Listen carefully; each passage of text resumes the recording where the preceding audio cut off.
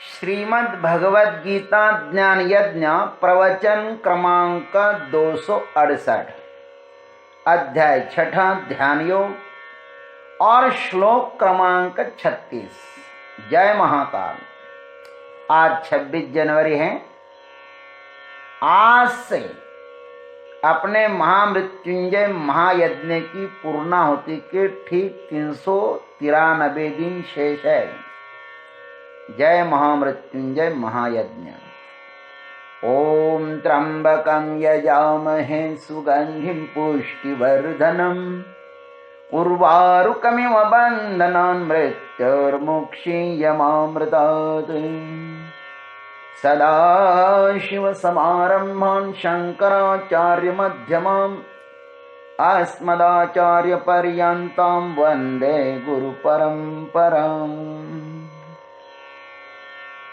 वसुदेवसुतं देवं कंसचाणूरमर्दनं देवकी परमानंदं कृष्णं वन्दे जगद्गुरुम्। ओम तत्सत्। भगवान श्री कृष्ण परमात्मा अर्जुन को ध्यान करने के कुछ नुस्खे बता रहे हैं, कुछ सूत्र बता रहे हैं। भगवान कहते हैं कि किस पुरुष के लिए यह ध्यान योग दुष्प्राप्य है, उसके संबंध में भगवान अपना मत व्यक्त करते हैं। असंयतात्मना योगः दुष्प्राप इति मे मतिः वश्यात्मना तु यतता शक्यो वाप्तुमुपायतः।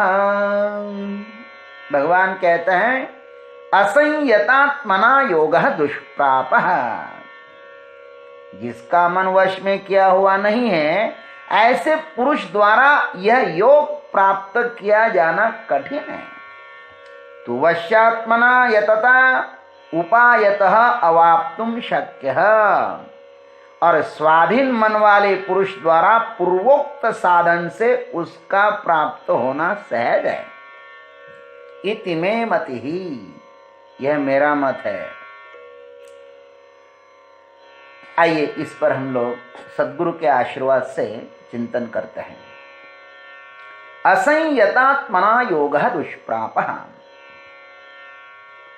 जिसका मन अपने वश में नहीं है, ऐसे संयम रहित व्यक्ति को योग सिद्धि की प्राप्ति दुष्कर ही है।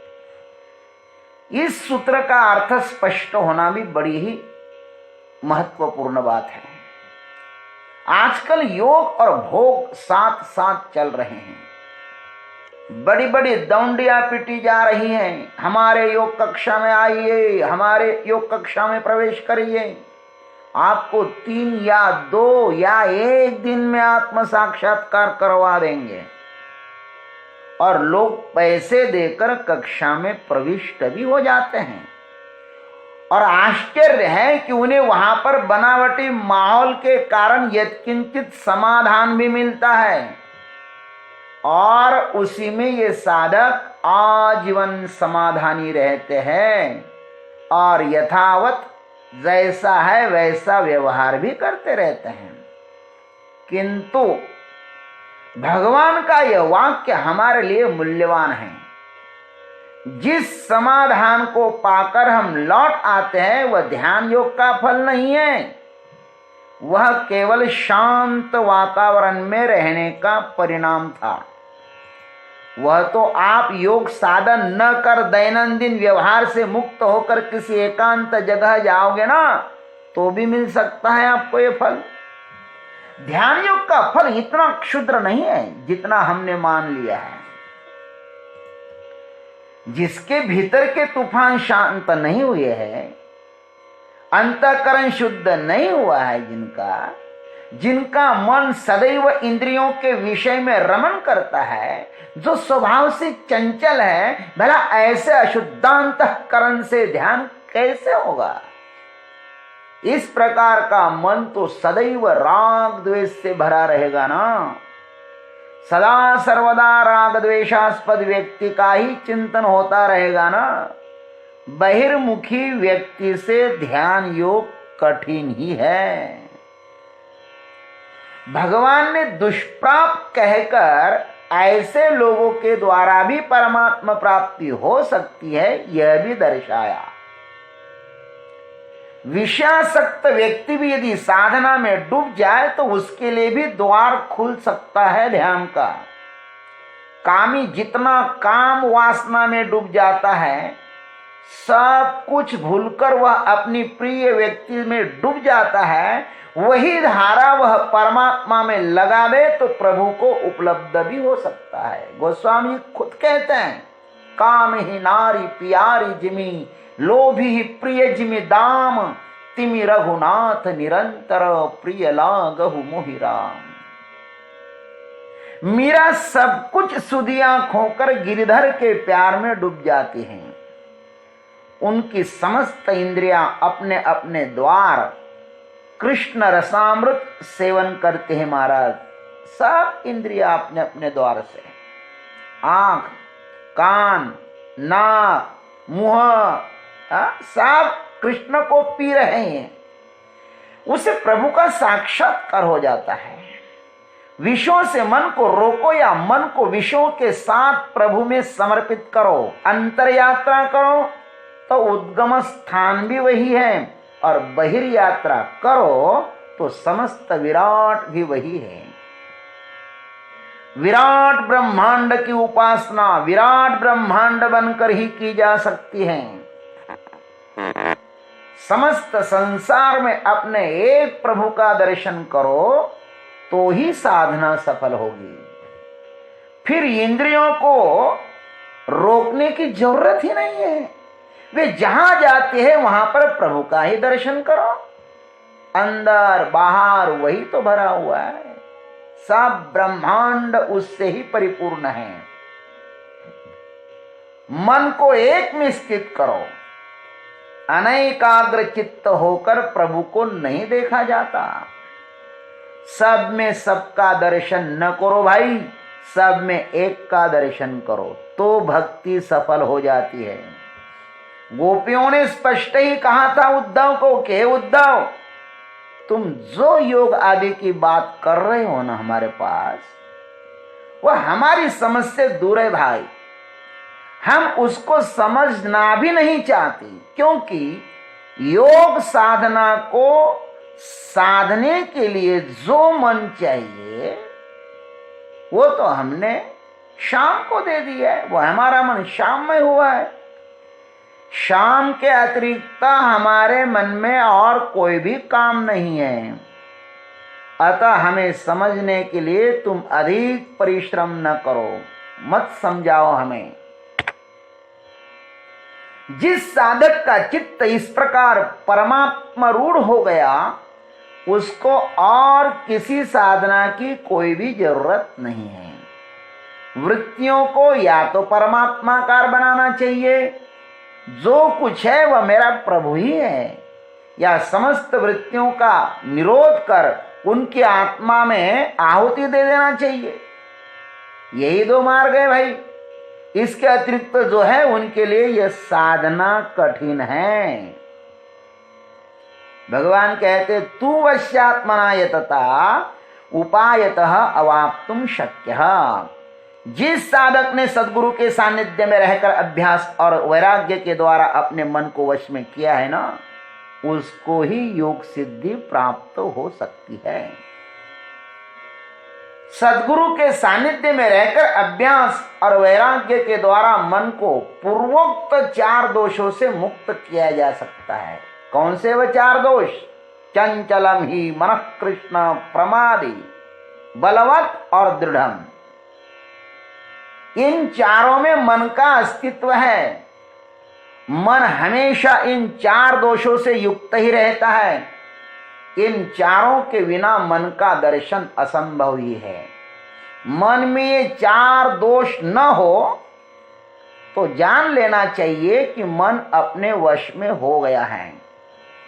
ऐसी अद्भुत घटना घट जाती है, तब साधक ध्यान योग का अधिकारी हो जाता है।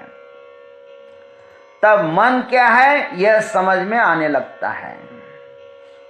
इस मन वशीकरण सिद्धि को हजारों में कोई एक साधक प्राप्त कर लेता है। मनुष्याणाम सहस्रेषु। साधना तो बहुत करते हैं, किंतु अधिकतर फिसल जाते हैं, गिर जाते हैं, क्योंकि इस मन को जन्म जन्म से स्वेच्छाचरण करने की जो आदत है ना, वह साधक को कठिनाई में डाल देती है। स्वयं का मन यह साधना करते करते गिर न जाए, अतः सद्गुरु का सानिध्य न छोड़े। मन फंसाएगा, बार बार कहेगा छोड़ भी दो, हम स्वयं करने में समर्थ हैं, गुरु जी की क्या आवश्यकता है। इतना भी यदि मन का सुन लिया ना आपने, तो फिर विजय मन का ही हुआ और आप उसी समय हार गए, ऐसा समझ लो। किसी ना किसी ढंग से मन मनमानी करता रहता है। मन साधक को अन्यान्य प्रलोभन भी दे सकता है। फुसलाने के लिए उसके पास अनेक तरकीबें हैं, किंतु विवेकी साधक को चाहिए कि वह अपने गंतव्य को न छोड़कर अन्यान्य प्रलोभन से दूर रहे। साधना में विश्वास और साध्य पर श्रद्धा, ये दो ही चीजें साधक को अपनी यात्रा में सहायक हो सकती है। अतः मन के पीछे न भागकर अपनी साधना पर अटल रहें। पूरा विश्व मन का साम्राज्य है। प्रलोभन देने के लिए मन के पास बहुत कुछ सामग्री है। जन्म जन्म से वह इस जीव को भटकाते ही आ रहा है और 99% संभावना भी है भटकने की। गिरने में कोई देर नहीं लगती। हमारे चारों तरफ बड़ी बड़ी खाइयां हैं। एक बार उसमें गिरोगे तो फिर जन्म जन्म उससे ऊपर उठना मुश्किल हो जाएगा। यह मन सदैव उन खाइयों में गिरने के लिए उत्सुक है, क्योंकि वही तो उसका कार्य है। उसकी निर्मित ही उसी उद्देश्य से हुई है। मन ही तो संसार का अस्तित्व है। मन के कारण ही तो संसार फलता फूलता है ना। करोड़ों लोगों के करोड़ों मन इस संसार का श्रृंगार करने में लगे हैं। अनंत काल से इस संसार का श्रृंगार करते आए हैं, कर रहे हैं और करते रहेंगे। आज संसार में जो हमें नूतनताएं, आविष्कार जो दिखाई दे रहा है ना, वह अनंत मनों का परिश्रम का ही फल है। मन अपनी व्यापकता बढ़ाने से जुड़ा है। वह अपनी व्यापकता बढ़ाना चाहता है। जितना अधिक संसार का विस्तार होगा वह उतना ही व्यापक होगा और अपनी जड़ें पक्की करेगा। जितनी अधिक भोग सामग्री बढ़ेगी ना, उतनी ही अशांति का, चंचलता का, दुराग्रह का जन्म होगा। इसलिए जितना जितना विकास हो रहा है ना, उतने उतने लोग अशांत हो रहे हैं। अतः मन को ज्यादा महत्व देकर अपनी लक्ष्य से वंचित न होना। मन भरोसे लायक नहीं है मेरे भाई। साधक को सदैव जागृत रहना चाहिए। थोड़ी भी असावधानी उसके अनेक जन्म की जन्मदात्री हो सकती है। मन को वैराग्य और अभ्यास के द्वारा संसार से विरक्त कर परमात्मा में नियुक्त कर देना चाहिए। उसी साधक को यह ध्यान योग परमात्मा प्राप्ति हो सकती है। उसके जीवन में ध्यान योग सफल हो सकता है। भगवान कहते कि इति में मत ही, हे अर्जुन, यह मेरा अपना मत है। निर्णय वही दे सकता है जो पहुंचा हुआ है अपने गंतव्य तक। श्री कृष्ण जैसे व्यक्ति झूठ बोलकर अर्जुन का समय व्यर्थ नहीं गवाएंगे। झूठे निर्णय, झूठे आश्वासन देकर दूसरों के मूल्यवान जीवन को बर्बाद नहीं करना चाहिए। यह भी एक अधर्म ही है। साधक को जितना अनुभव में आया है उतना ही बोलना चाहिए। श्री कृष्ण योगेश्वर है। उनके रोम रोम में परमात्मा जागृत हुआ है। उसका समस्त जीवन ध्यान योग को प्राप्त हुए पुरुष के लक्षणों से भरा हुआ है। वे अर्जुन को समक्ष रखकर अपना यथार्थ निर्णय बताते हैं। मैंने जो पाया सो बता दिया अर्जुन तुम्हें। इस निर्णय को सुनकर अर्जुन की क्या प्रतिक्रिया होती है वह महाराज आगे के श्लोक में कहेंगे। जय गुरुदेव, जय जगदीश्वर, जय जय महाकाल। श्रीमद् भगवद गीता ज्ञान